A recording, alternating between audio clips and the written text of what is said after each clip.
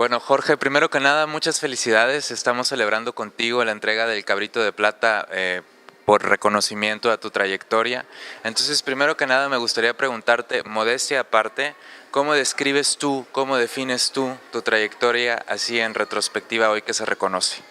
Estoy muy feliz, muy contento, ¿no?, de este reconocimiento, pero sobre todo quiero que esto me sirva más que pensar en lo que he hecho y reconocer el trabajo que he hecho como estímulo, ¿no?, a lo que me queda por hacer, porque todavía estoy más o menos como a mitad de camino, pienso yo, y entonces estoy sintiendo la campanita que queda una vuelta más y que este premio sea como un estímulo y que me dé fuerza para seguir consagrado a esta profesión que es tan bonita, que es la actuación, y al cine, por supuesto, ¿no? Y que me dé eso, fuerza, mucha fuerza para seguir adelante. Pero quiero agradecer a Monterrey por este premio y sobre todo compartirlo con los que han sido mis compañeros de trayectoria durante todos estos años, ya son 30 años de carrera.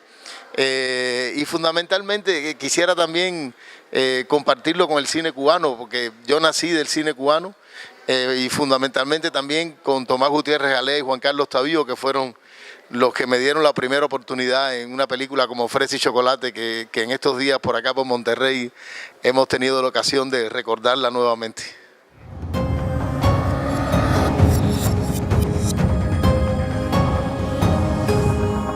¿Tú te cansas o no te cansas de que constantemente te hagan referencia y te pregunten sobre tu papel como Diego en Fresa y Chocolate? ¿Qué tienes que decir? ¿Qué es para ti Fresa y Chocolate? La película tuvo una proyección internacional, no solo en Cuba, sino fuera de Cuba, tremenda, y me abrió las puertas de otra cinematografía.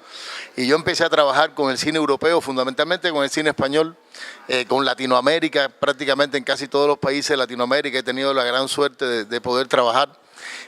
Al principio yo ya no quería oír hablar de Fresa y Chocolate. Yo decía, bueno, ya hice Fresa y Chocolate, pero estoy trabajando con grandes directores, con proyectos interesantes. Entonces al principio sí tuve mi pelea conmigo mismo, ¿no? De ya no quiero hablar más de Fresa y Chocolate. Pero esa fue mi primera película y he hecho 60 y he tenido que seguir hablando después en cada lugar que llego. Realmente ya me acostumbré. Es una gran privilegio participar en una obra que se convierta en un clásico y que tú puedas vivir eso y sentir eso. Es una película que realmente ha trascendido y estoy muy orgulloso de ella. Y además es una película que todavía está vigente porque el tema de la tolerancia, el respeto a la diferencia, es algo por lo que todavía hay que seguir luchando mucho.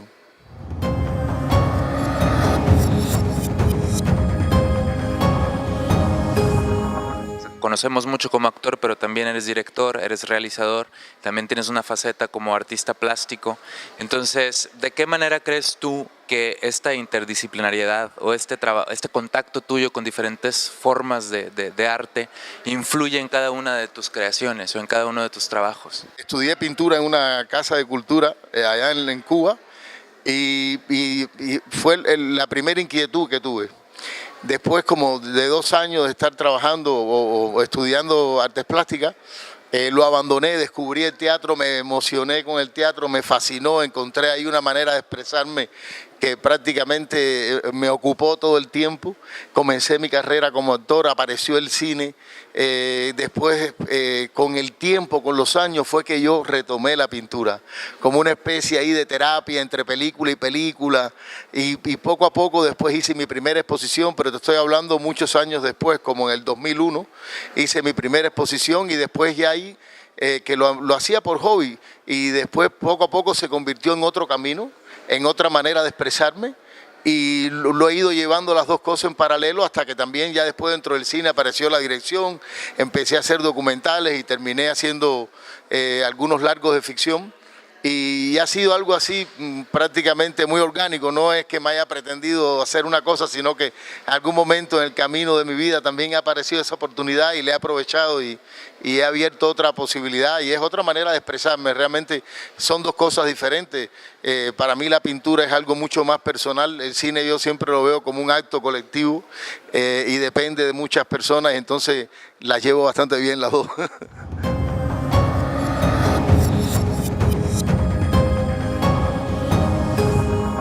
En tu óptica ahora como actor y como director, ¿cuál crees que sea el papel o qué se debe hacer en cine latinoamericano frente a la hegemonía de la producción o de las producciones hollywoodenses? Contra eso, lo primero que hay que hacer, y yo creo, por eso te decía, creo que ha estado claro, es contar nuestras historias. Hablar de nuestras historias, tener una mirada incisiva en nuestra realidad y contar historias que nos representen. O sea, yo siempre, cada vez que encuentro gente joven que quiera hacer cine, lo primero que le digo es, lo primero es contar y que hablar de lo que tú conoces, de lo que te rodea, de tu vida, de tus experiencias. Y eso, yo creo que eso, cuando lo haces y lo haces con sensibilidad, puede en algún momento tener alguna trascendencia. Yo creo que, bueno, nos movemos en un cine, fundamentalmente en nuestros países, en un cine prácticamente de autor, y donde cada vez hay más jóvenes que tienen la oportunidad, cada vez más escuelas de estudiar, de prepararse. La tecnología, el digital también abre nuevos caminos y lo importante es eso. Lo importante es hablar de nosotros mismos y reflejarnos en la pantalla. Yo creo que después, y te lo digo porque el cine cubano ha sido ejemplo de eso, y siempre ha habido una complicidad con el espectador cubano. El espectador cubano, a pesar de todas las películas de Hollywood que a Cuba llegan, igual que a todas partes, cuando hay una película cubana la gente hace colas para verla. ¿Por qué? Porque ven reflejado en la pantalla sus historias y sus problemas, y eso es lo fundamental, pienso yo.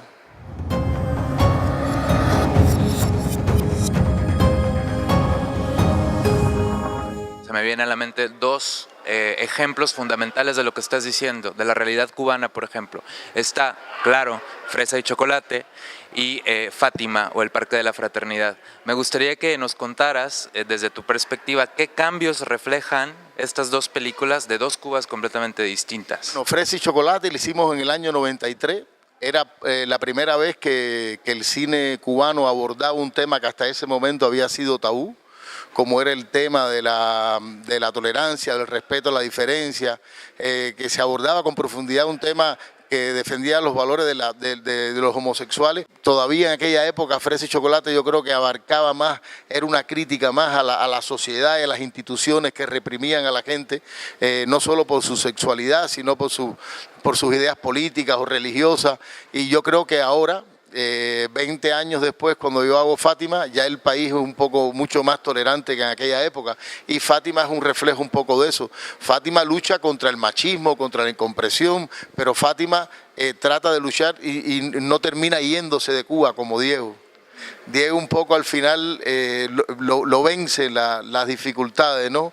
En la sociedad lo margina al final, y Fátima no, Fátima se enfrenta a eso y decide quedar y luchar por su felicidad, por su aspiración de ser un artista, por el amor, por todo. Entonces era lo bonito que yo primero como actor trabajé en esa película que rompió todos esos tabús, donde sobre todo la crítica fundamental era, ya te digo, era una película con un trasfondo social muy fuerte, y ahora en esta ya es más al individuo, ¿no? Alentar la transformación del individuo. El individuo tiene ahora más posibilidades de imponerse, como dice Fátima. Fátima no se rinde, ¿no?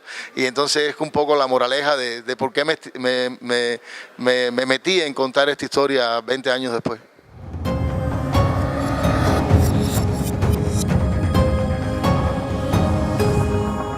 De algún modo tu trabajo es un referente para el cine LGBT, para el cine con temática gay.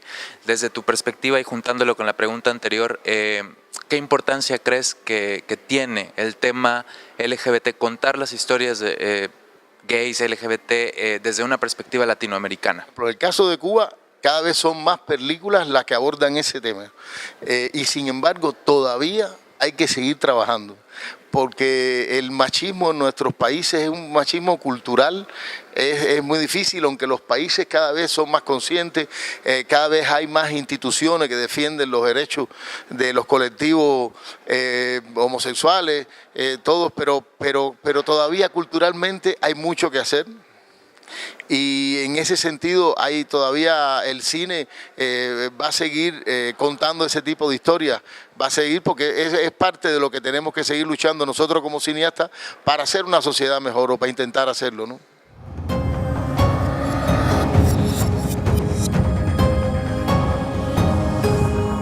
Por un un lado tenemos a Diego en Fresa y Chocolate y por otro tenemos a Furio de Bámbola, ¿no? Entonces dirigida por Vigas Luna. Por un lado tenemos entonces al joven homosexual, amanerado, de finos modales, y por otro al macho, bestial, salvaje, incontrolable. En ese sentido, tú como actor, bueno, de hecho estos son dos ejemplos que puedo poner a mis alumnos de cómo el género es siempre una puesta en acto, ¿no? ¿Cuál crees que sea el destino del macho frente a las nuevas masculinidades? Ese tipo de machismo está condenado a dejar de existir, ¿no?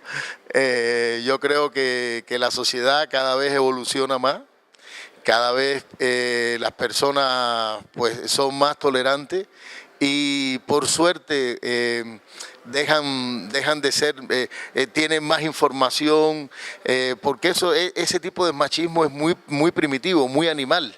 No, ese personaje que yo interpreté en Bámbola era un animal, una bestia. Vigas Luna siempre decía, Furio es una bestia. Entonces realmente es un hombre primitivo y realmente las sociedades están en camino a crecer intelectual, políticamente, socialmente, a desarrollarse.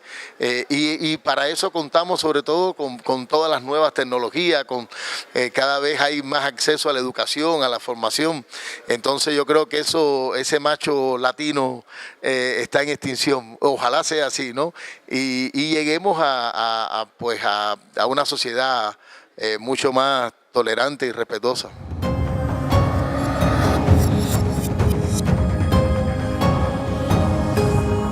¿Qué te encuentras haciendo en este momento y hacia dónde apunta tu carrera? Bueno, ahora hablabas que tanto Fresa y Chocolate, que está basado en un cuento de Cenel Paz que se llama El Bosque, el Lobo, el Hombre Nuevo, que fue premio Juan Rufo, y que Fátima, o el Parque de la Fraternidad, está basado en un cuento de Miguel Barnet, que también fue premio Juan Rufo, que habrá otra coincidencia. Pues ahora estoy también enfrentando un proyecto que me ha emocionado mucho, que también viene de la literatura. Viene de la obra del escritor cubano Leonardo Padura, de las primeras 4 novelas que escribió Padura, que se llama Las 4 Estaciones, donde acabamos de hacer una película de su primera novela, que se llama Vientos de Cuaresma, que se va a llamar la película Vientos de La Habana, y de las otras 3 novelas, de estas primeras 4 hemos hecho una serie de 2 capítulos cada uno que se estrena ahora próximamente en San Sebastián y yo creo que a finales de este año pues ya tendrá su estreno mundial. O sea que ahí sigo con el tema de la literatura y el cine bien de cerca. Y Regreso a Ítaca también es una obra basada en una novela de Padura, que es una película que se está estrenando, se está viendo ahora, que la pusimos en Monterrey, basado en un fragmento de la novela de mi vida de Padura. Bueno, Jorge, pues muchísimas felicidades otra vez y ha sido un honor y de verdad que sigas celebrando y bienvenido otra vez a Monterrey. Muchas gracias, realmente. Bueno, hasta luego.